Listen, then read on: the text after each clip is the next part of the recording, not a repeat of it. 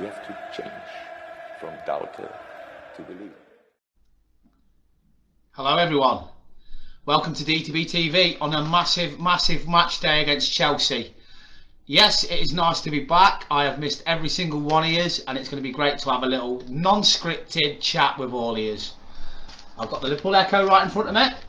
So what we're going to do today is we're going to have a little chat. I'm going to say hello to everybody, and then I'm going to open this up and we're going to have a look inside and see what the city's saying on a day where we play the Russian oil-funded scum that is Chelsea. So let's just wait for a few years to join, and then we'll get on it. This is probably the shortest I've ever had my hair actually live on camera. I'm just looking at it, but very good, Craig. How are you, lad? How's Highton treating you? Hopefully see you later, mate, if you're nipping down to help me with a coach welcoming Cameron and stuff like that, or doing the film. I've just got back from Speak for a job. Hopefully I'm going to be getting a new night shift one, which will make me, I'll explain a little bit. Doing the 12-hour shifts, I was doing 4 on, 4 off, and then trying to run DTBTV and trying to do everything. It just drove me into a bloody absolute meltdown. I was doing too much. So the plan was go to Scotland, think to myself, I know a lot of people didn't agree with me going to Scotland, but I'm not being funny. I can't nip round the corner and go and see my family. Basically I decided that I wanted to go, and I was stopped by the police on the way there and showed them that, a lot of you don't know this, but one of my uncles had a heart attack, and I wanted to go and see him, and I did a test before I left, and I did one yesterday, and I'm negative again. So anyway, long story short, so what I wanted to do is I wanted to do a little bit less. There's no point me doing DTBTV if I don't put everything into it. So the idea was get a job with less hours. I've been back a week and I've managed to do that already. So rather than doing 4 12-hour shifts, this new job is 3 12-hour shifts. So just reducing it a little bit. And also it's nights rather than days, which means if we're playing Liverpool or playing on Saturday, I can still go live. I can still do DTBTV because I ain't at work till that night. So fantastic. So great news that is. So the group, so Craig Farragher, Anthony, we're the 3, Cafe as well, doing fantastic as well. And thanks to all the admins, really bad, some of them are, how to pronounce some of the names of our admins. Peer Drag is the one I always find difficult to say. But thanks to all of our admins that were doing that while I was in Scotland. I wasn't not on the group a lot in Scotland because that was the idea. I wanted a break from it. It was a lot. And a lot of people were texting me for about a week before I ended up going to Scotland, saying just be careful you don't push yourself to the limit.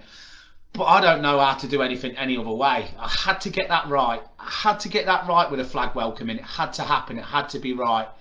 And thanks to everybody that pitched in and helped me on the day. It was fantastic. And the great thing about it is I had people messaging me saying I was against it totally. I didn't agree with the flag thing. I thought it would have made us look plastic, but they said you did an amazing job. And once John Aldridge had tweeted how great it looked, once Sky Sports had done a cover on it, Klopp even said he liked it. I think us as a group and every single person that pitched in that day, pat yourself on the back because we got it really well. We did it really well, sorry. So I can just hear the people outside now setting up Anfield Road shut down for a game that we have to win, because I'm not being funny. We've been given a second chance here. Manchester United drawing last night with Crystal Palace, Leicester drawing, Manchester City, I've obviously won the league now, there's no doubt about that. Chelsea drawing over the last couple of games. I mean, there's a few in there that Villa lost. I mean, there's just there's so many games that have gone our way. So we now have to go and beat Chelsea, and we definitely have to do that tonight to get ourselves back in there. Because I've looked at the league table. Let's just have a quick look now. All right, and we sit. Where's the league? What a surprise! The Echo. Let's get into the table a minute.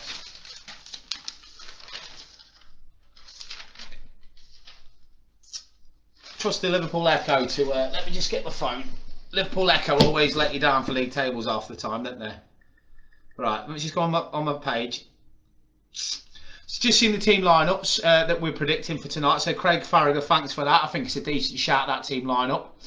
I'm just going to go and flash scores now. Like I say, this is non-scripted what I'm doing now. I just want to say hello to everyone. Let me just like some of the comments. Craig. I'm safe, Dan Marshall, mate. How you doing, mate? Paul Woodcock, flag day was well cool and the coverage from the media was great to see. Yeah, totally agree with that. Right, tonight's game, Liverpool v Man City. I'll read out my preview that I always do. I like these previews. So, anyway, let's go back to what I was saying first, the league table. So Man City are top currently on 65 points. They've won the league. Congratulations, Man City. You only did it because we've had to field 20 different partnerships at centre back. And that is as simple as that. The title will be ours again next season.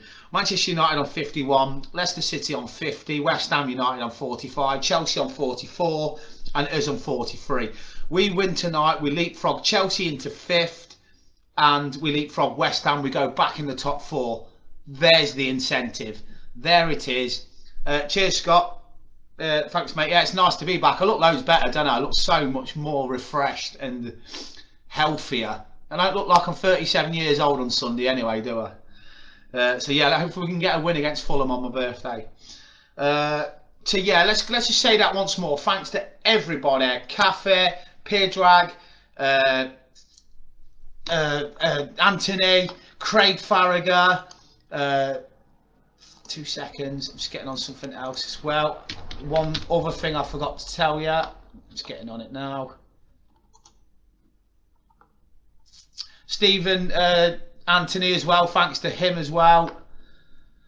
I've got about 11 admins. I'm just trying to remember them all at once, which isn't easy. It's going to have to give me a little bit of time to get used to everything again, you know. But like I say, this is going places now. DTBTV, we've literally became bigger. For example, here's an idea. We've had nearly 600 members in the last 2 weeks. In fact, 700. So let's just get onto this in a minute. Right.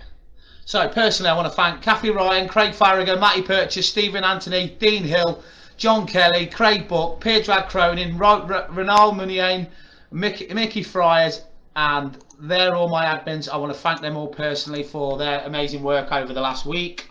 Next time I go to Scotland is in June, and that'll be for the Euros, so I cannot wait for that. Watching my first ever tournament as an adult with my family, because obviously Scotland haven't qualified for 26 years. So anyway, here's my preview. So still hopeful of a third successive podium finish. Liverpool ended their 4-game losing streak in the Premier League action on Sunday with a first clean sheet victory since December the 19th. The straightforward win over doomed Sheffield United saw the Reds and land 80% of the game's 10 total shots on target and take 60% possession, but curiously lose the corner count for 3. Damningly, Liverpool have still attained only 2 Premier League clean sheets at home with home wins from a possible 13. The Reds have seen 66.67% of their last 9 Premier League games against Premier League sides arrive beyond the hour mark, with 3 such goals coming in precisely in the 83rd minute, twice via a penalty. Back on for a top 4 spot after a tactical shift, Chelsea have won the possession metric in Premier League games under Thomas Tuchel. These won 4 and drawn 3. In doing so, by an average of margin of 34.5%, the Blues have a clear way to continue their ability to shut out the opposition, as they have done in all but 2 of their league games under Tuchel's management. Additionally, Chelsea entered the new week as one of the 2 teams alongside Everton with a 100% record from 5 Premier League away games. That could be a huge weapon here as the Blues look to avoid completing a run of consecutive losing head-to-heads doubles for the first time since May 2012. Players to watch. Roberto Firmino scored the decider in the last season's corresponding fixture 5-3, and 3 of the last 5 decisive goals have come via a header. A new rival with Jorginho for 12-yard duties. Mason Mount netted an equalising penalty in Chelsea's last Premier League away game, though half of the last 8 goals have been decisive match openers. So these are who will definitely not play for Liverpool. Joe Gomez, Jordan Henderson, Joel Matip and Virgil van Dijk. The questionable ones are Jota and Kelleher. That's just on our side. So Chelsea have a fully fit squad. Let me just get some more. Cheers, Anthony. Good to see me back. Yeah, good to be back, mate. So let's just go on to the preview. A minute. So This is the Echo. The Echo saying today. Right, let's just read this out like I normally do. This is by Paul Gorst, the Liverpool correspondent that I always read out on a match day, especially like a big game like this. The last time Chelsea visited Anfield, the game was a mere warm-up act for the night's main event. It was Liverpool's final home game of one of the greatest ever campaigns, and the football itself was something of an afterthought. Instead, the headline act was Jordan Henderson lifting a first league title in 30 years. Later that night, on a specially constructed stage inside an empty Kop, the captain, alongside his teammates and manager Jurgen Klopp, was presented with the title from the iconic Kenny Dalglish, the man who made him a Liverpool player in 2011. Despite a lack of supporters inside the ground, the event was still executed to perfection, ensuring one of the landmark moments in the entire history of the club was not met with a flat reception on that midsummer evening. As Henderson clasped that big trophy with Liverpool's name etched on it, a booming firework display lit up Anfield as the Reds kicked off the festivities to one of their greatest nights. The soundtrack played the beers that opened and the celebrations began. Fortress Anfield was partly central for one night after the club was granted special dispensation to allow their family inside the stadium to watch the memorable scenes unfold after the group's safety advisor had reversed their initial decision. Some 225 days later, Chelsea's returned to Liverpool and the football landscape looks totally different. For the champions at least, this time around the visit of the Londoners will not be the prologue to any grander event. This game is a big attraction, arguably the biggest of this wretched campaign in fact. As Liverpool's season objectives have been reframed over the past couple of months, so too has Chelsea's following the arrival of Thomas Tuchel. They have won 6 of their 9 games under the German so far and are yet to taste defeat. So he hasn't lost a game yet, Tuchel, since Frank Lampard's exit in January. While Everton, Tottenham and 4th place West Ham will also consider themselves capable of nestling into the final Champions League spot, Liverpool and Chelsea might just be considered the 2 most likely. Given the weight of history for both clubs around qualification to Europe's elite, that is not a particularly inflammatory statement. It is far from a straight shootout between the pair, of course, but tonight's game at Anfield could offer a huge clue as to who will be their name inside the top 4 when the final whistle blows on May the 23rd. So that's just a little bit. I'm not going to read all of it because, you know, I don't want to bore you, but there's a lot going on in the Echo today. Obviously about Curtis Jones and Everton, as always, thinking they're back, but they never are.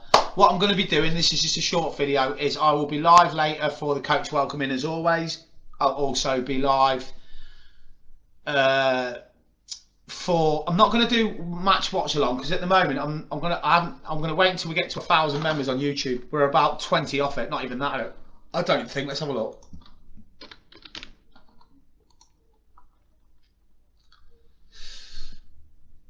We are now currently on 990, so we're 10 people away from our 1,000 members that we need on YouTube. So if you haven't subscribed, it's free, just get doing it. What I'm going to do then is I'll be joining you later, coach welcome, then at 7 o'clock I'll do team news, then at 8 o'clock I'll do 15 minutes with you before the game starts. Then I'll watch the game and then I'll come on at half time and we'll talk about the game. So I'll be live for the 15 minutes at half time and then second half watch the game and then I'll come on for 15 minutes at the end of the match. So yeah, so that's great. So basically I hope you're all well. Thanks for supporting the group, thanks for supporting the scarf campaign, thanks for everything that you do. This is it now, you know. To be honest with you, I had a bad couple of weeks, but everybody has them, and considering the climate at the moment and how society is, then basically who's to say that people ain't gonna have a little bad week and that? But we're over it now. Back on the DTBTV now, pushing it. So much to look forward to. Crystal Palace, we should have 10,000 fans for in May, which will be brilliant, considering the fact that I'm going to throw a barbecue now for that game. I'm going to throw a barbecue on Stanley Park. So anybody listening to this now, for Crystal Palace, I'm going to do a Dads to Believers barbecue on Stanley Park. So get joining me for that. Free burgers, all on me. So yeah, get joining us for that. So for Crystal Palace, our last home game of the season, I'm going to do a barbecue. And we'll have a little group photo. So yeah, best you know, hope you all have a great day. Best of health to you all. Thanks for all the support, those inboxing me while I was in Scotland and that. Thanks for those that understood why I had to go. I can say this before I go. Taxi from here to the train station, empty train, taxi from the train station to one house. That was it. And that was as simple as it is. Them trains are, it's ridiculous. Them trains are running up and down Scotland with nobody on them. The world's gone mad. But anyway, yeah, so barbecue for Crystal Palace, free of charge on me, from Data to Believers to all of you, because it's been a tough year. And I'll see you all later at 6:30-ish for the coach welcoming. And I'll see you later for pre-match, mid-match, half-time, after-match. You'll never walk alone.